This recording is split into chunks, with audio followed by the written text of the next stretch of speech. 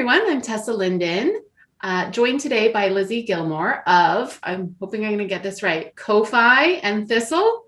Yes, well Also, done. APNPI Photographer of the Year. Congratulations. It's so nice to have you here today. I will admit I Googled how to say Ko-Fi because I had no idea. This is my first question, actually, right off the top. What is a Ko-Fi?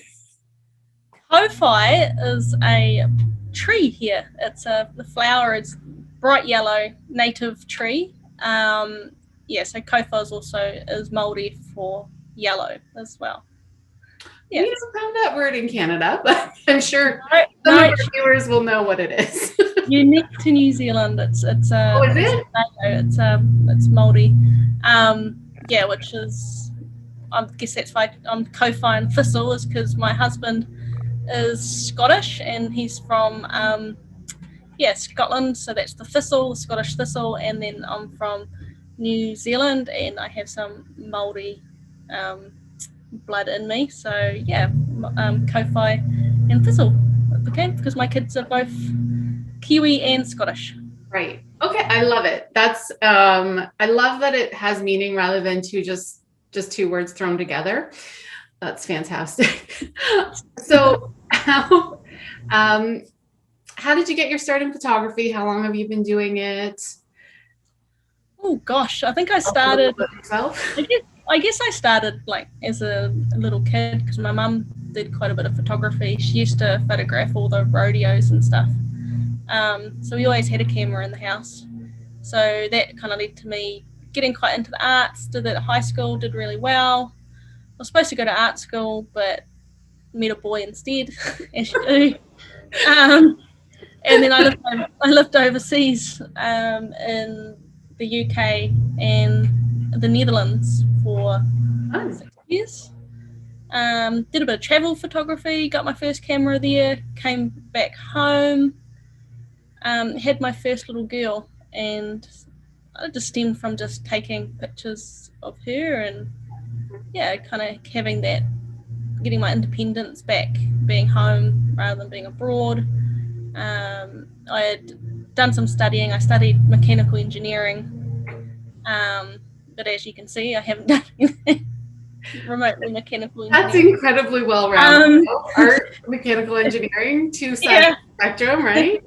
I know, complete opposites. But and I just started photographing her, and then I thought, actually, I'll make a go out of this, and kind of stemmed from there. The more kids I had, the more photos I took.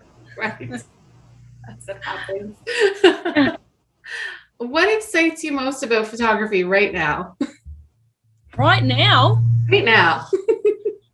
Moments. Little moments. The tiny little details, the fleeting moments that happen in the blink of an eye that, as a mother, it's kind of like almost every day, but one day it's that tiny little moment you'll look back and, to be able to look at the photograph and kind of be able to put yourself back into that little moment and really appreciate it, because it was something that just went by. You didn't really think about it when they were little, but being able to look back and seeing like those precious little, the way that your kid would wrap their arms around you, or I know exactly what that they would do, or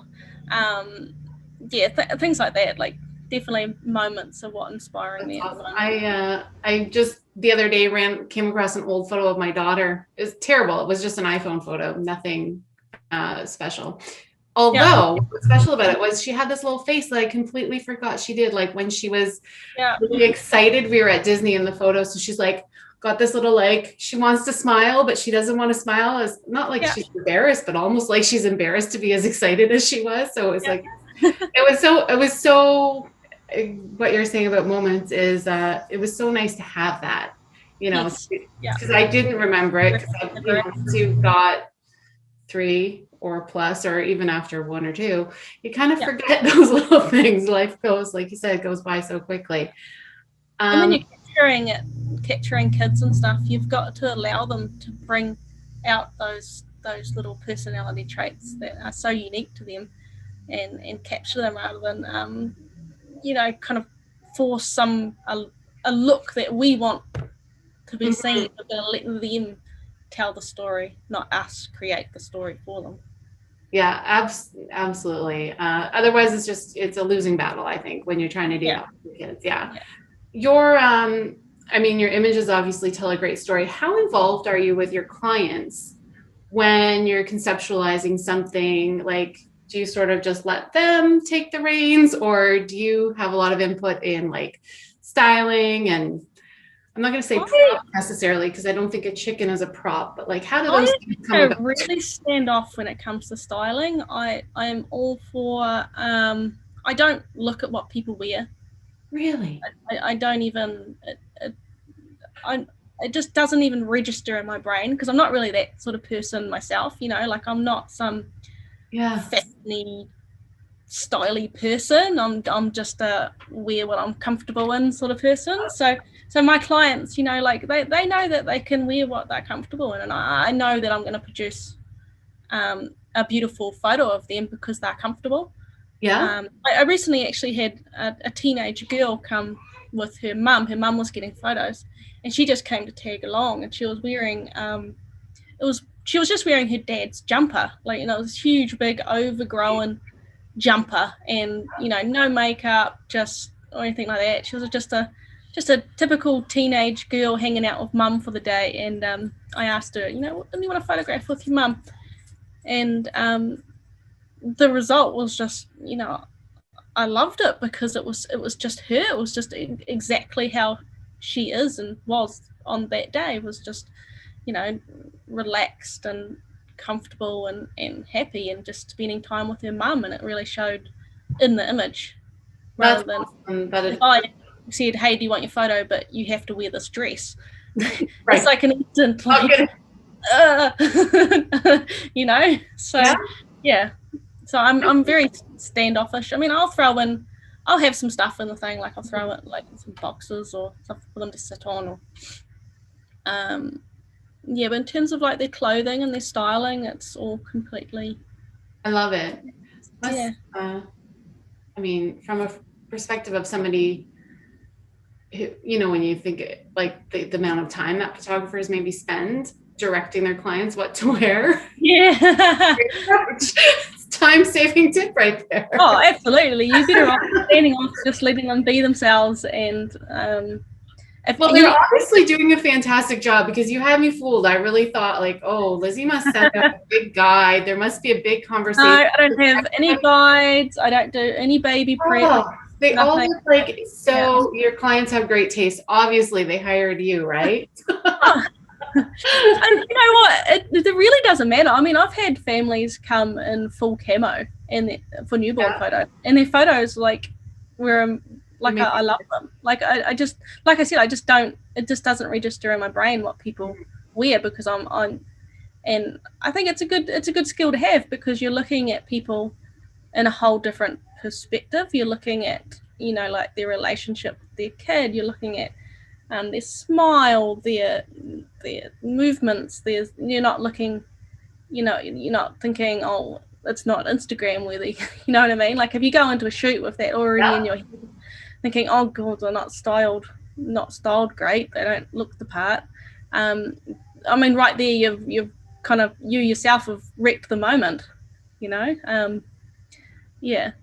Everyone is worthy of being an Instagram worthy shot. I agree. Not a single person in this world that couldn't get a photograph that shows some kind of beautiful moment.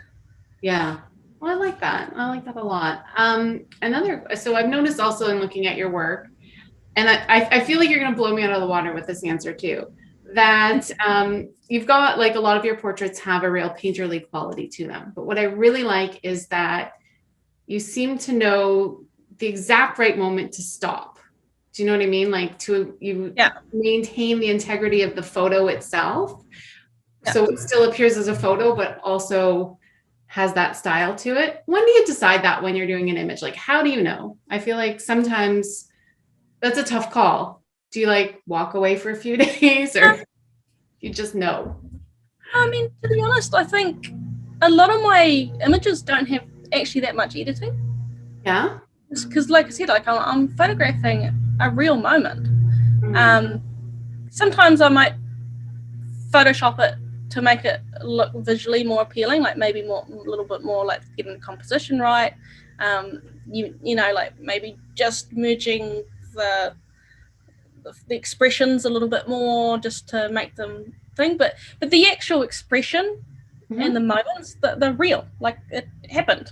You know, like if a kid, you know, looked at their little dog sitting on his lap in a certain way, like it happened, and it's all captured there in camera. Like it's not, and it's created by them. It's not me saying, can you look lovingly at your little dog, and you know, so it's like really, you know, I like a that. lot of the time, like I like I'll just have a good yarn but I don't actually direct them. It's yeah, in fact a lot of the time it's just I just sit and wait, and they create it. I don't create it, and then they'll do something, and then it kind of leads on from there. Like I don't ever go into a shoot with this idea in my mind of exactly the image that's going to be created, because it's going to be created by them, otherwise it's not real. So they might do something little, and I'll capture that, and then piece it together afterwards. So it's all created there. So the amount of editing, you know, it's actually very little. Like, you know, I have my preset, and then I'll change the levels and do that a little bit, and then, but I don't edit skin. I don't do dodge and burn. I don't force it. It's not forced. It's that level of keeping it. I think that getting that lighting right and not touching skin is probably what really keeps it natural and not forced. I like that. I mean, I think I've seen in working with other photographers or seeing other photographers work both sides of that spectrum, where one takes a step, but then I've been on the other end where it's like hyper directed and almost shockingly so, which still creates beautiful images. I think it's obviously just more of a what speaks to you as a person and how it works. So what advice, so as your APNPI's photographer of the year, do you have any advice to members who are looking to enter print competitions or the APNPI competition? Probably just emotive impact. If you see an image and it makes you feel something, you might not be able to name or recognize that feeling, but if it makes you feel something, then that's going to make, when someone else looks at it, they're also going to get that same thing. So it might not be technically correct. It might be, you know, you might have broken this rule or that rule, but at the end of the day, if it made you feel something, that overpowers all technical aspects of the image. I mean, I know when I'm judging, like the first thing I do is that automatic straight away, how did that make me feel? And technicals, I'll forgive a lot of technicals, because, you know, like we're made to break the rules. We've got to break the rules. Make your own rules. Don't what's that famous saying? You know, do it on purpose. One that Dolly Parton quote that I say a lot. I can't remember it now, but I'll have to find it later. But yeah, share it in the chat or something later. Yeah. On the APNPI group. Is there anything when you were starting out in business or just in your photography journey in general that you wish you'd known sooner?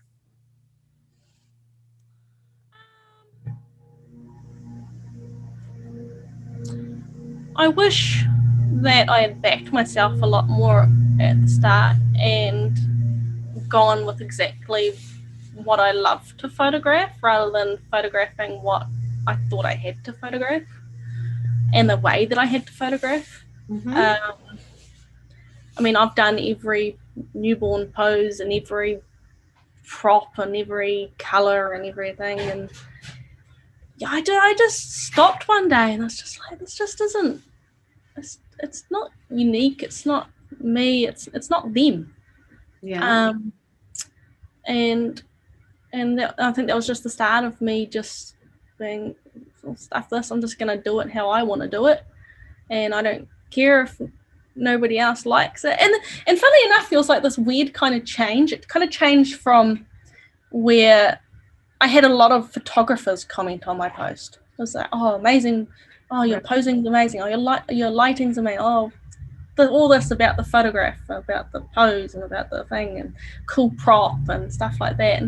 And then when I started doing it for my, like, how I felt, like, you know, if newborn photography didn't exist, how would you photograph a newborn?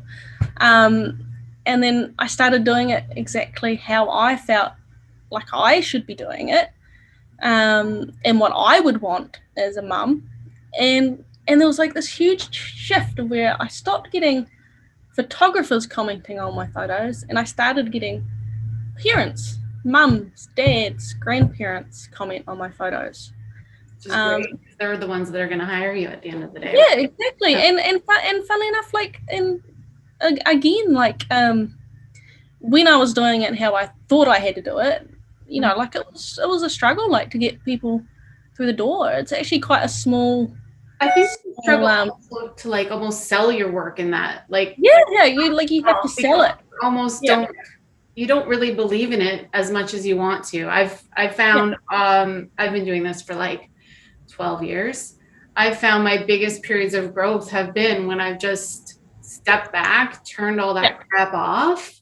Yeah. I think 2020 was great for that, really, because we were on a force break, and there was obviously that.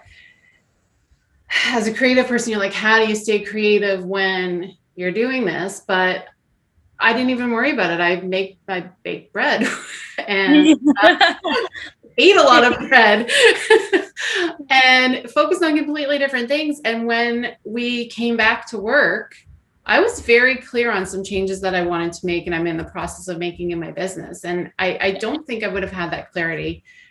And other times it's happened as well, where either I was forced to break for whatever reason, or I just took that step back. So I love that. Yeah, well, I mean, you got to do what's good for you as well. Because I know, like, you know, when for like about like mental health, you know, when there's a lot of pressure involved with posing babies and the safety behind it, and, you know, like that constant keeping them safe. Yeah. And also delivering the image. You know, it's highly stressful, and you know, so it's good just to step back and think, actually, you know, it doesn't have to be done this way. You know, I can do it how I feel and be comfortable doing it. And, you know, like, for me, like, 99% of the time, baby's just in mum and dad's arms in their normal clothing.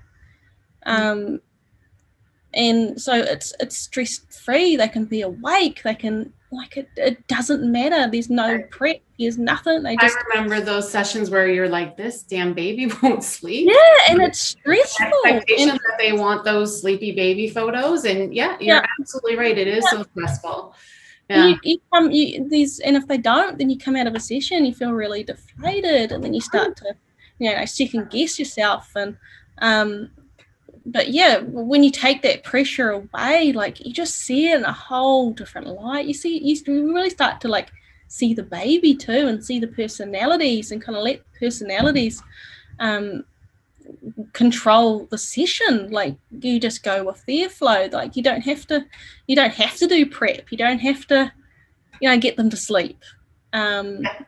Yes, and there's some incredibly beautiful moments just from that. There's moments that are just everyday, like I said, everyday little moments that mum does with their baby that, you know, at the time it seems, you know, like every day, but then when you look back, or when you see the photograph, it, like, just takes you back to that little moment of you with your own baby.